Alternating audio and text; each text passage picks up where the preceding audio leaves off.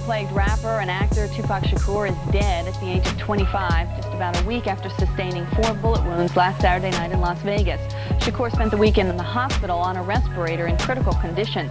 Reverend Jesse Jackson, members of the Nation of Islam, and fellow Death Row Records artist Hammer visited Shakur's bedside on Sunday when he had one of his lungs removed. Shakur's mother, Afeni, featured in his Dear Mama video, and other family members kept a vigil at his hospital room in the intensive care unit of University Medical Center in Las Vegas. Early in the week, doctors rated Tupac's chances of survival at 1 in 5, then said his chances had improved on Tuesday, then on Thursday declined to speculate on his prognosis at all. Chris Connolly was on the scene to reconstruct the ultimately fatal events of last Saturday night.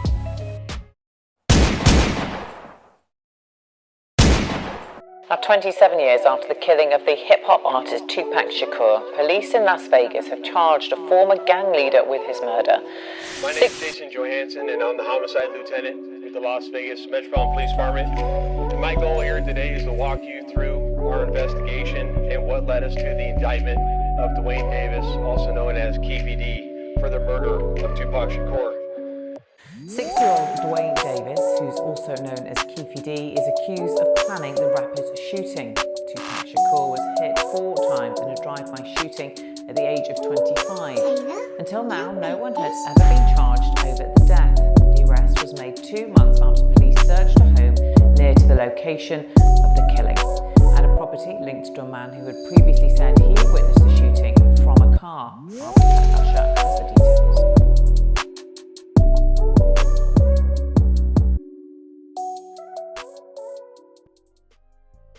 In the archives of hip-hop history, few moments are as seared into our collective consciousness as the night of September 7th, 1996, when Tupac Shakur, a luminary of the rap game, was brutally gunned down on the streets of Las Vegas. Tupac was not just a rapper, he was a cultural icon, a poet of the streets, whose lyrics spoke of the struggles, the hopes, and the raw realities of a generation.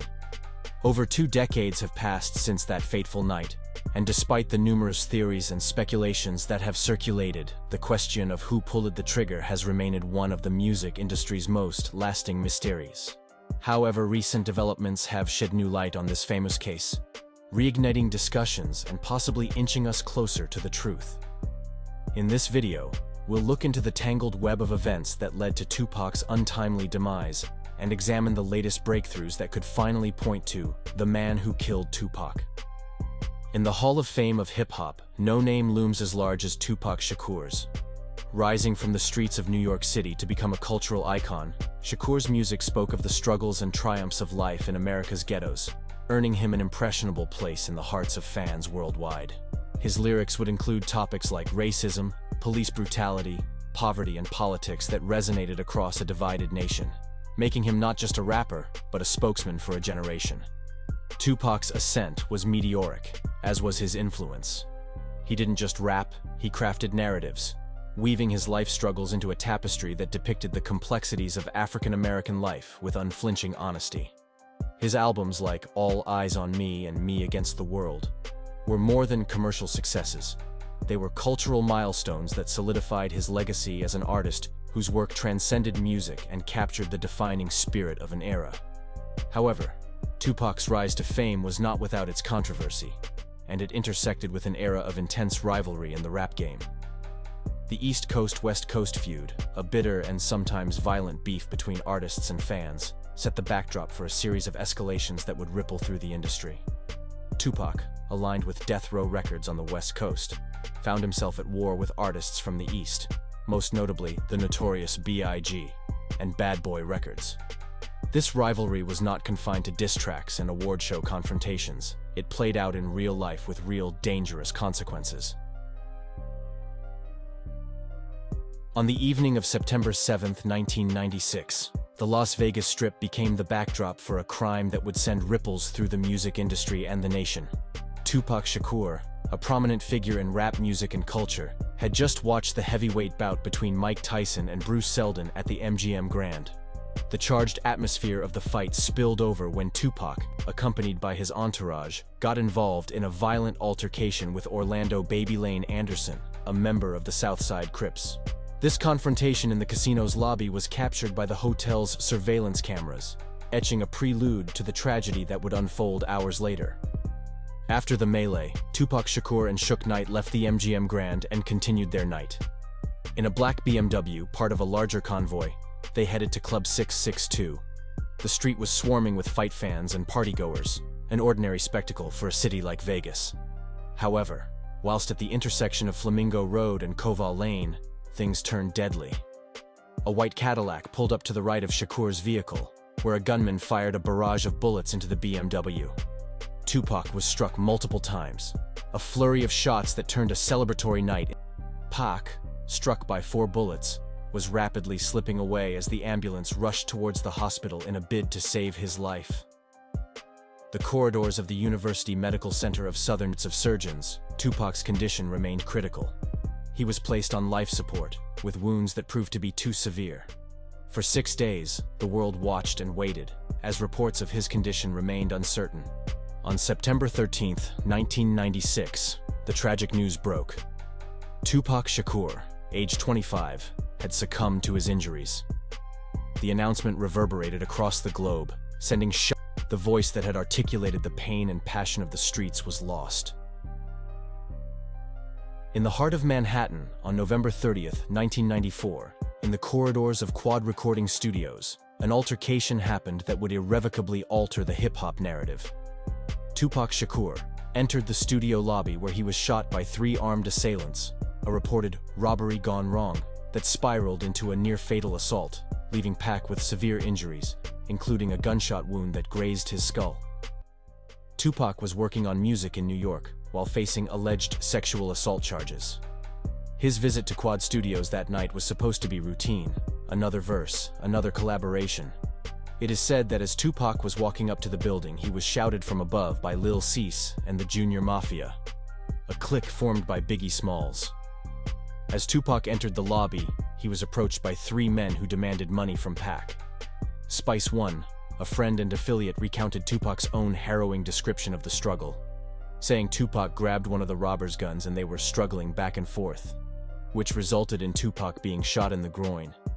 The shooting marked a fracture in Tupac's relationship with Biggie Smalls, accusing him of being the one who orchestrated the robbery. Once friends, their paths diverged into a bitter feud following Shakur's accusations, allegations that would fan the flames of the notorious East Coast versus West Coast rivalry. Just as the world began to confront the loss of Tupac Shakur, another tragedy struck the heart of the hip-hop community.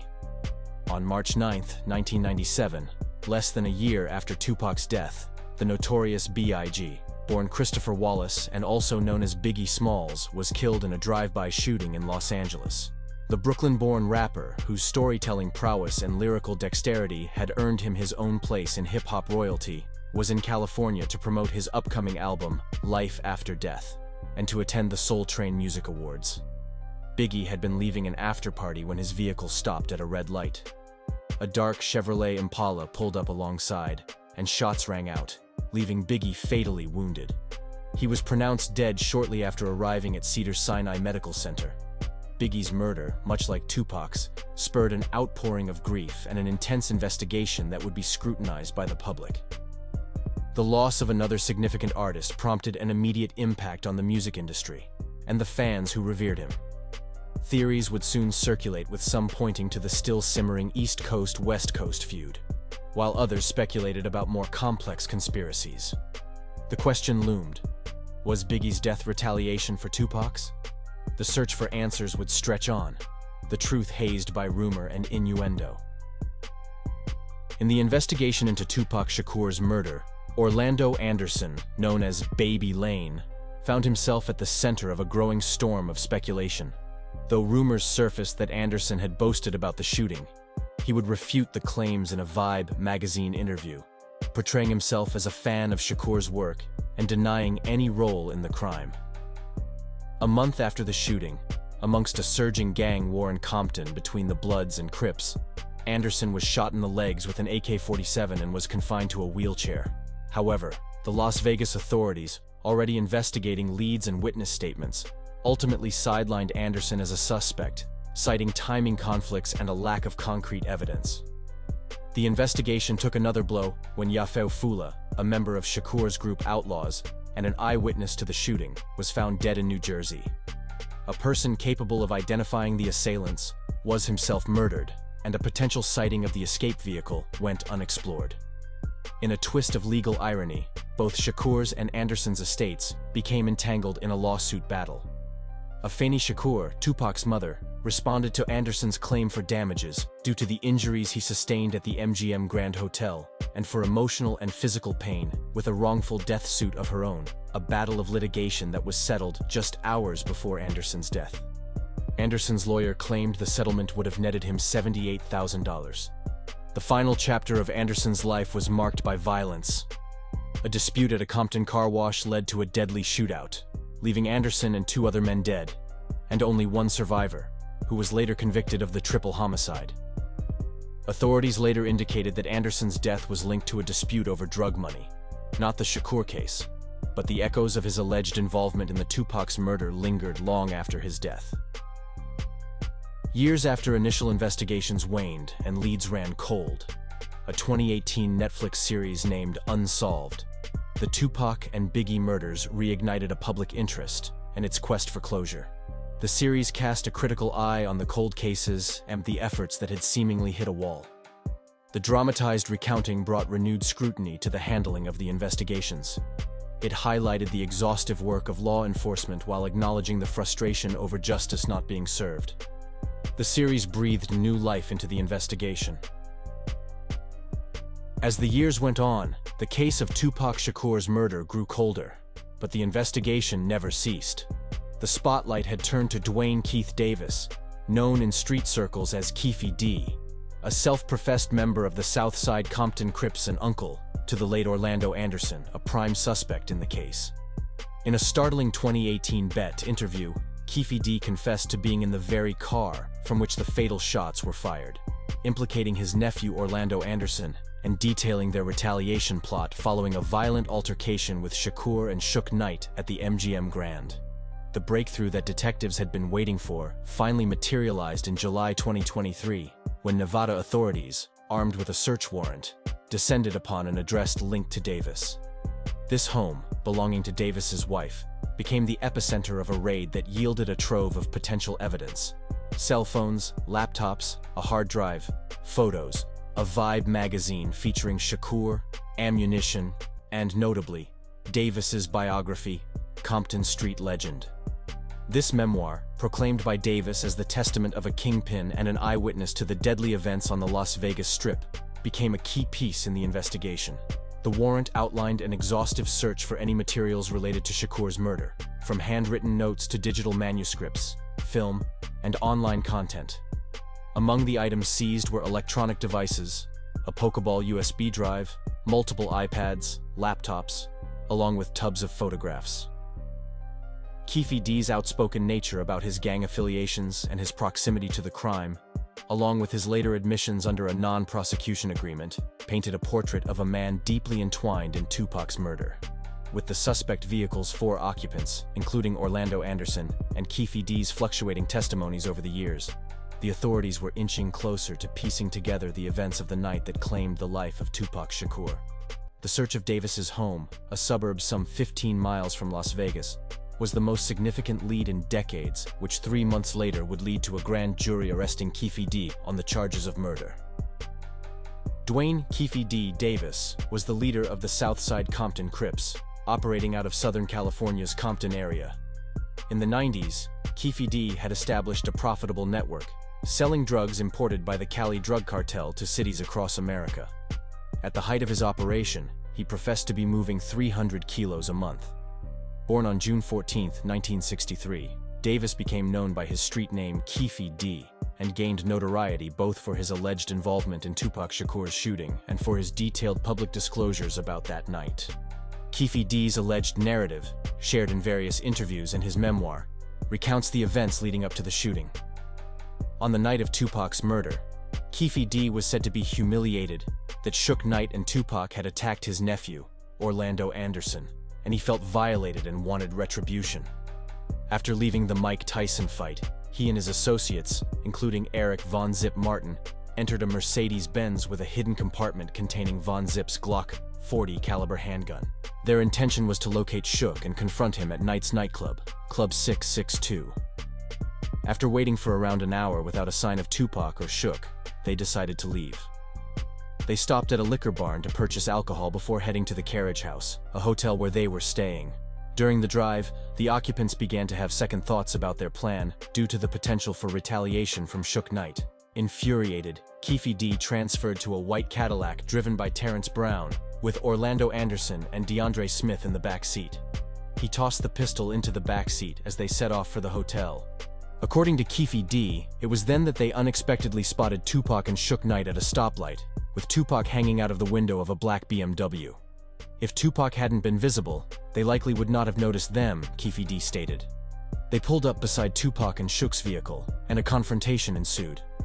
Tupac is said to have reached for a gun when someone in the back seat of Keffe D's vehicle let off 8 shots into the BMW, hitting Tupac 4 times and grazing Shook Knight. After fleeing the scene, they abandoned the Cadillac, hiding the gun in the wheel well. When they returned the next day to retrieve the weapon, it was missing. Keffe D allegedly drove the car back to Compton himself and had it repainted.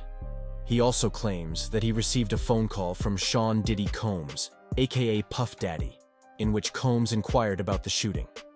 Keffe D alleged that Combs then paid Von Zip $1 million, a sum that was not shared with him. Diddy has vehemently denied these allegations, dismissing them as fictitious nonsense. Keffe D partially confessed to his involvement in the murder during a 2008 discussion with Los Angeles police, seeking immunity in a separate case. His subsequent interviews and the release of his memoir, Compton Street Legend, have shed light on his perspective of the events, but have also raised questions due to his selective withholding of certain details, notably the identity of the actual shooter, in adherence to the code of the streets. Of the 4 occupants in the suspect vehicle on the night Tupac was killed, Keffe D is the only living survivor. His nephew, Orlando Anderson, was gunned down at a car wash.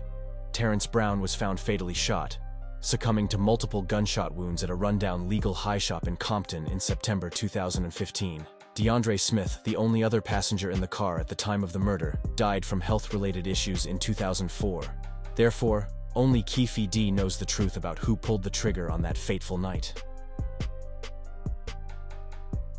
Keffe D will stand trial on July 3, 2024, for the murder of Tupac Shakur. He has pleaded not guilty to the charges and will not face a possible death penalty conviction after the state decided not to pursue it.